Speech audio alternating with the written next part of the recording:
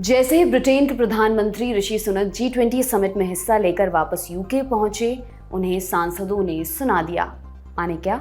विस्तार से सब कुछ आपको बताते हैं। ऋषि सुनक G20 समिट में शामिल होने भारत आए थे। यहाँ उनको बहुत सम्मान मिला। अब जैसे ही वो ये समिट अटेंड कर वापस यूके पहुंचे, उनकी बहुत किरकिरी हुई।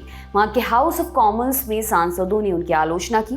टाइम्स ऑफ इंडिया की एक रिपोर्ट के अनुसार G20 की घोषणा में रूस के खिलाफ सख्त शब्दों का इस्तेमाल नहीं करने के लिए प्रधानमंत्री ऋषि सुनक की आलोचना की जा रही है। साथ ही एक ऐतिहासिक नए इकोनॉमिक कॉरिडोर के समझौते से ब्रिटेन को बाहर रखने के लिए भी उनकी आलोचना हो रही है। प्रधानमंत्री सुनक से बार बार ये भी पूछा गया कि क्या उन्होंने स्कॉटिश सिख जगतार सिंह जोहल की रिहाई के बारे में भारत के प्रधानमंत्री नरेंद्र मोदी से बात की। साथ ही क्या उन्होंने प्रधानमंत्री मोदी के सामने ये मुद्दा उठाया कि भारत रूस से तेल खरीद रहा है।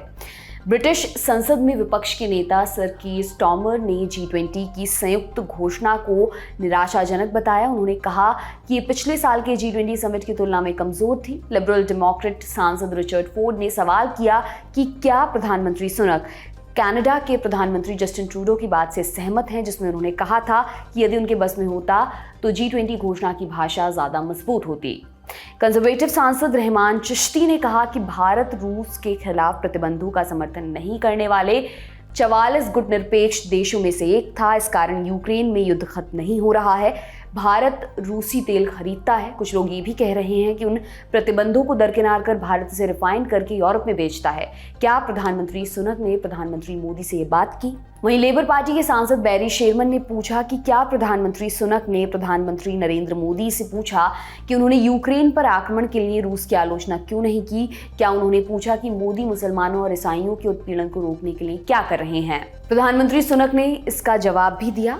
सुनक ने कहा कि उन्होंने और प्रधानमंत्री मोदी ने कई मुद्दों पर बातचीत की। ये G7 या G1 नहीं है। ये वो तय नहीं कर सकते कि वहाँ किस भाषा का इस्तेमाल होगा।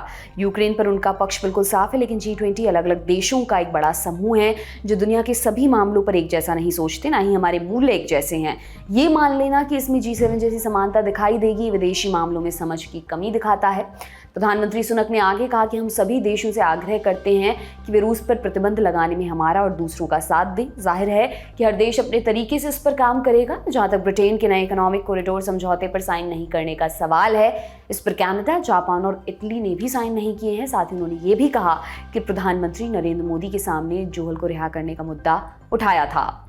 आपके लिए तमाम जानकारी इकट्ठा की है हमारी साथी प्रज्ञा ने। मेरा नाम दिव्यांशी सुमराव है। आप देखते रहिए दी लंदन टॉप। बहुत बहुत शुक्रिया।